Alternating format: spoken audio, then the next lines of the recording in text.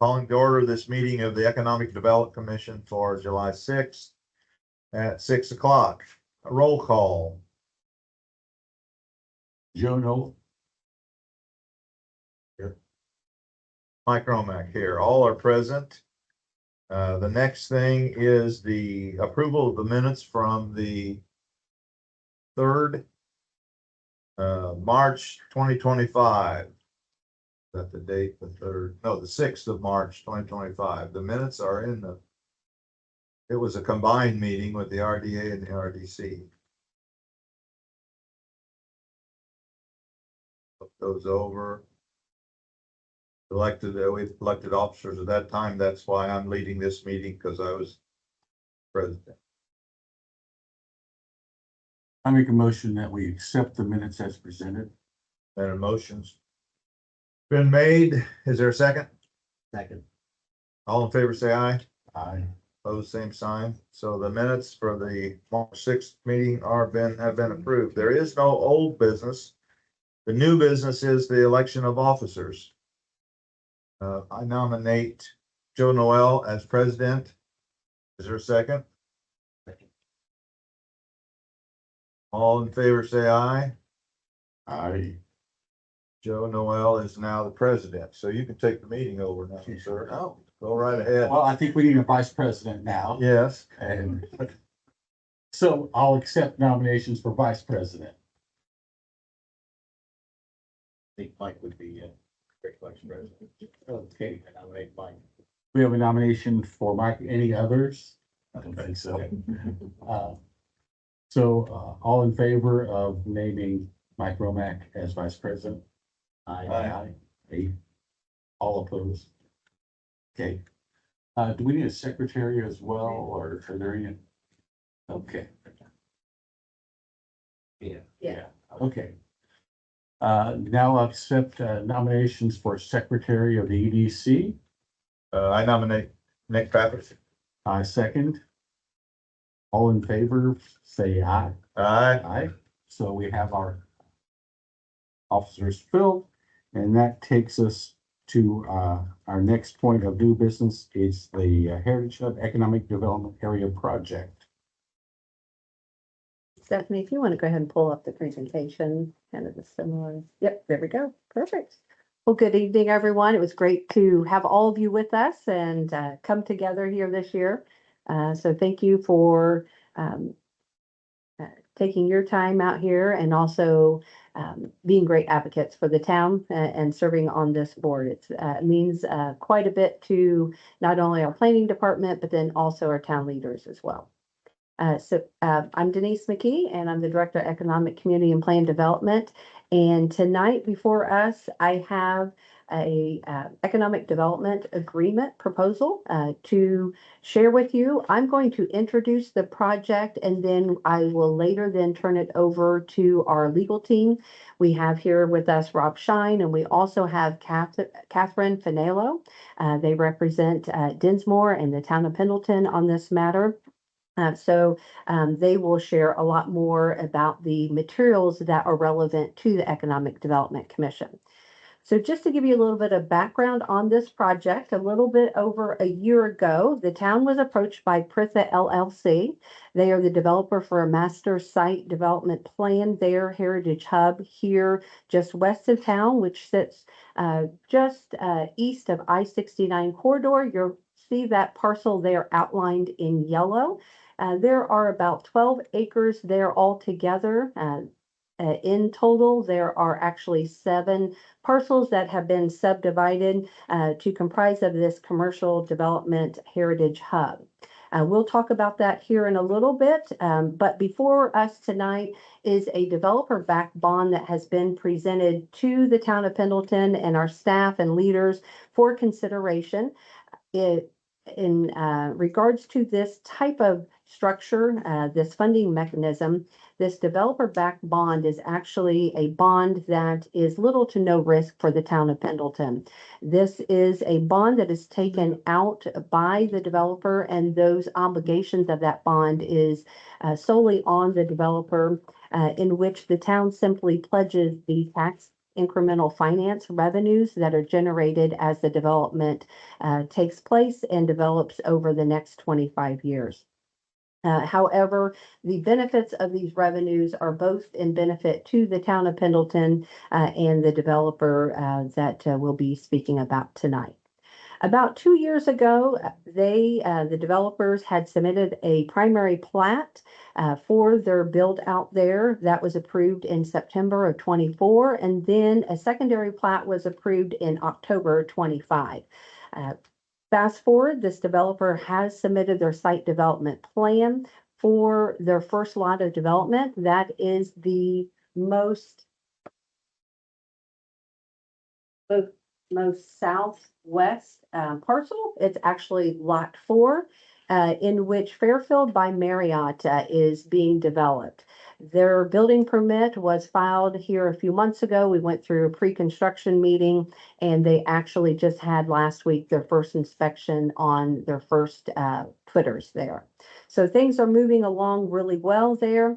Over the last year or so, the town representatives that comprised of town council leadership, as well as the planning department and town manager. And we had met alongside with Dinsmore, our legal representatives, and Reedy Financial, our financial advisors for the town. We met quite a bit, and the time in which we spent, we analyzed this proposal quite in depth. Matter of fact, we had asked the developer to go back to the drawing board and to the table several times, and each time this developer was listened, and they were very responsive and great to work with throughout the entire process. That team comprised of Rakesh Patel and his team. I believe they are here present this evening. They are represented by Scott Frizzell, Doug Dalton, and Julie Boland. So we greatly appreciate their patience and understanding and being patient with the town as we evaluated this proposal. That being said, in making these type of decisions, we want to make sure that each are made in consideration of our community. We want to make sure that they do maintain and promote our priority, which is quality of life. And smart growth. And we feel at this time here, the past few months, it's ready to present. So we have several stops along the way. Matter of fact, there are about 7 stops. We are at stop 4 with various boards and commissions that then review this proposal. So the first stop was with our redevelopment commission. They are kind of the lead on these types of developments. They took a look at the declaratory resolution for consideration. They approved that unanimously. They also approved the plan in which was presented.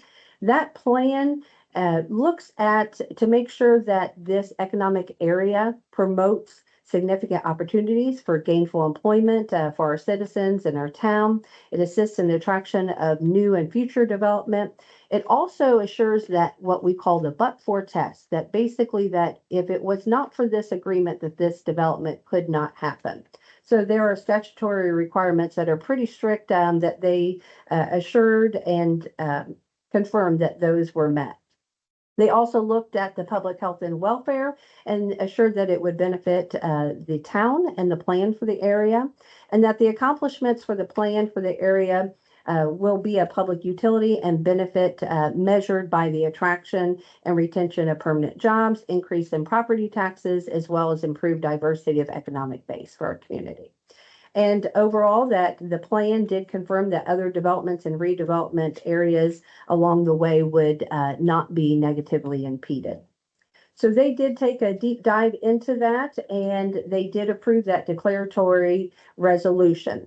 The second stop went into the Plan Commission, in which the Plan Commission took a look at our Unified Development Ordinance, our zoning ordinance, our zoning map, as well as our comprehensive plan.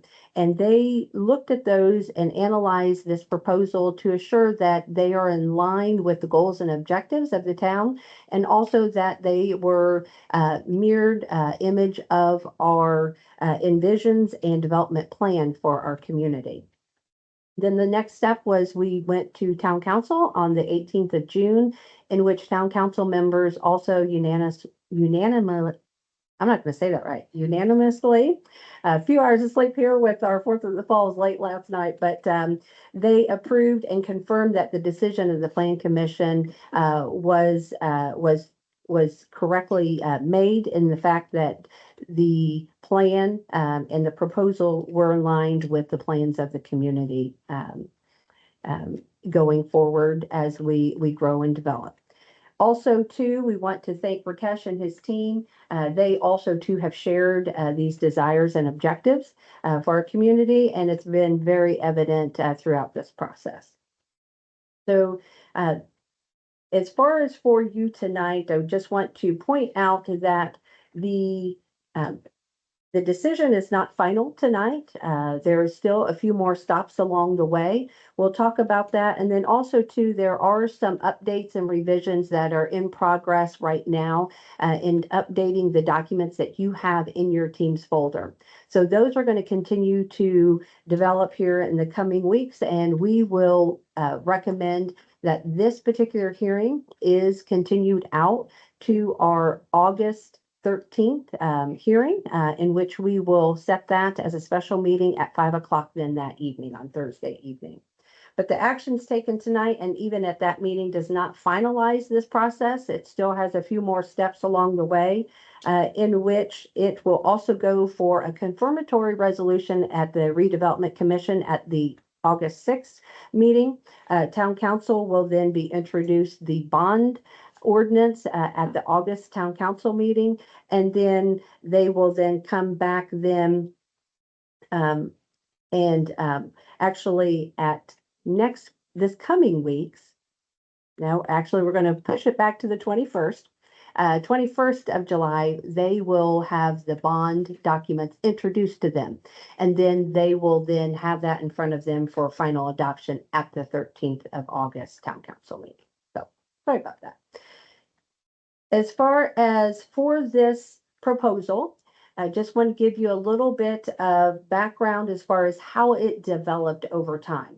So when we were first approached for this economic development agreement, for consideration, the developer had proposed for all 5 lots. So we've got, and if you want to go to the second slide here, you'll see that this is slated for kind of general business, and it's kind of hugged in between heavy business and general business areas. But for the development that is envisioned for this commercial subdivision is 5 lots.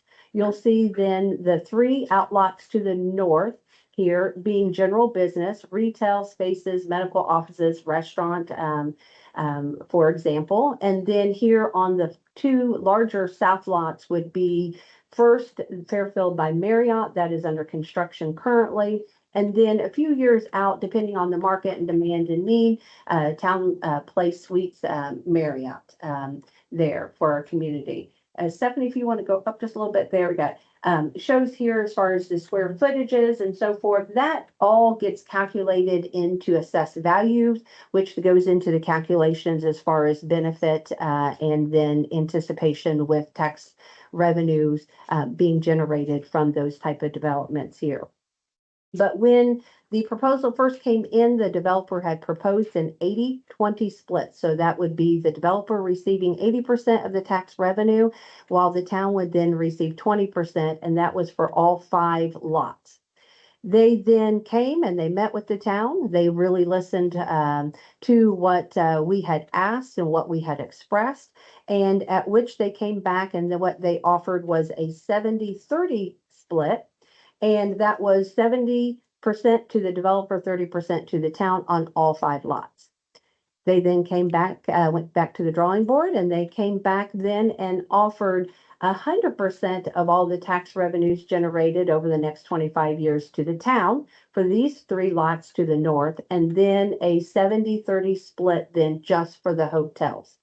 In addition, at the end of the day, they also offered 3 additional pieces that were pretty significant in the decisions that were made by the town leaders.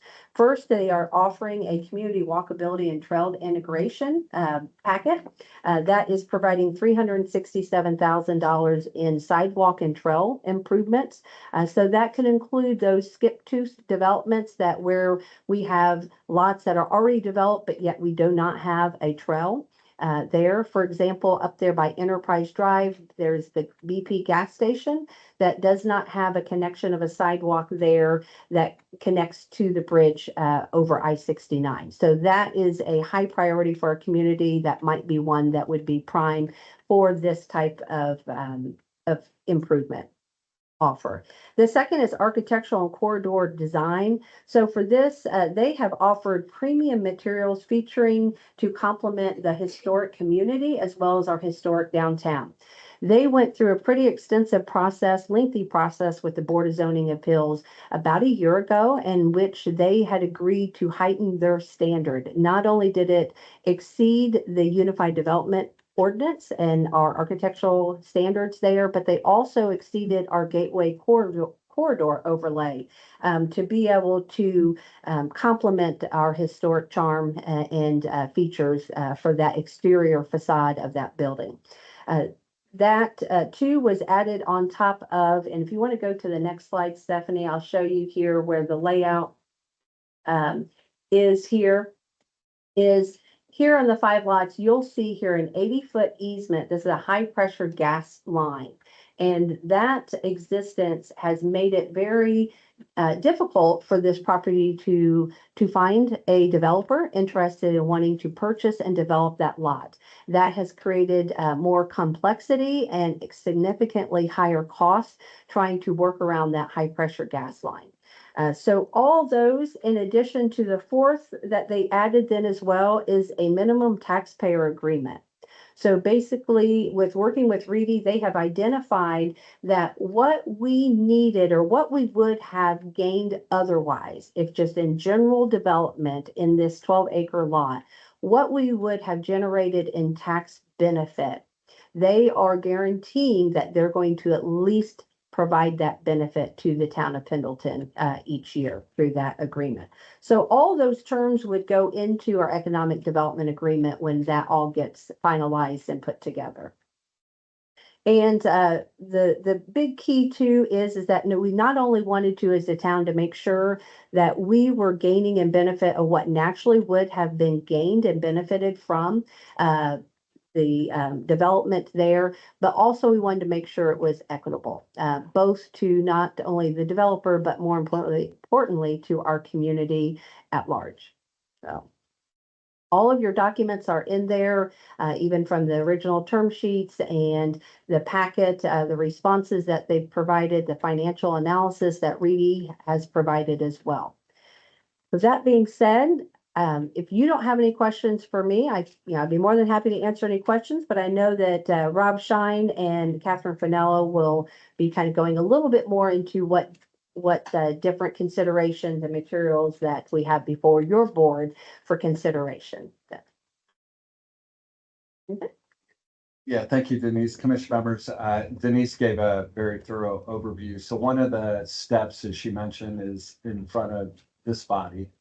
And what I believe you've been given or were given at least drafts of a resolution as well as a bond ordinance, a trust indenture, a loan agreement, some other related financing documents that as of late, we've had some discussions with the developer, and I'm here with Catherine Finello, my colleague at Dinsmore. Julie Bowling is legal counsel for the developer, and each of them may have some additional comments, but we felt the need, as we were mentioning just right before the meeting, there were some open issues. So rather than try to hurry through this process, we have time and that we could work through them, come back before you in August. And then hopefully well in advance of that, we're going to have the documents finalized, give you ample time to be able to review those. However, one of the things that we did do was we noticed up a public hearing that's required by Indiana statute. So after Catherine and or Julie have some additional comments, what I would like for you to do is open up the public hearing. And just for the public's benefit, during that hearing, once the public, if there are no further comments, we'll continue and close the public hearing to the meeting that's on August 13th at 5 PM. And we want to make that on the record known. That way we don't have to renotice and go through all that process. So that's procedurally where we are. Again, Denise gave a very thorough overview of the project, but Catherine, I'll turn it over to you as well. Good afternoon, Catherine Finello with Dinsmore and Shoal. So I'll just give just a few other highlights of kind of what your role is here as the EDC, since I think it's been a while since you've met, and I'm not exactly sure how many EDC or Economic Development Commission revenue bonds have been issued by the town. But the EDC, that's what I call you for short, is responsible for holding the public hearing that Rob mentioned for the EDC and for the town council. And so that you are responsible for finding that the proposed financing will be of benefit to the health or general welfare of the town, and that the proposed financing complies with Indiana Code 36-712, which is the main statute for this bond issue. So as part of that, to help you find that it complies with the statute, is that we prepare the documents that are before you. And again, we're not going to vote on those tonight. Those will be considered at the continued public hearing in August. But you're also responsible for preparing a project report, which we've also prepared as part of your resolution. And that report describes the project, the estimated cost of the project, the number of jobs created or saved as a result of the project, and any other particulars about the project and how it might be of benefit to the town. If the jobs to be created exceed 100, that report is also submitted to the school corporation within the town. So those documents, as Rob mentioned, is a form of a bond ordinance, a form of a trust indenture, a loan agreement in this case. Sometimes it's called a financing and loan agreement, a financing agreement, or a loan agreement. It will be a loan agreement in this case. The form of the bonds, which is part of the trust indenture. So as Denise mentioned, this is going to be either a developer purchase bond or possibly a bond funded by the developer's bank, and is only payable from the incremental property taxes that are generated from the construction and completion of the project. So the developer's basically getting a return of the property taxes that it pays. The loan agreement just provides for the payment that the payment will be sufficient to cover the bond issue. And again, this is not a debt of the town. It is solely payable from those incremental property taxes that are generated and collected from the project.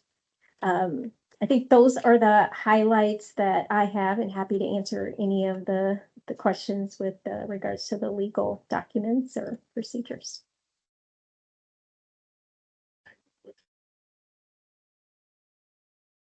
So we go for, Unless Julie, do you add anything? I thought you did an excellent job on the overview. I don't know, Rakesh, is there anything that you think should be added? There was nothing from my standpoint. I think the project was very well. Yeah, agreed. It was did a fantastic job.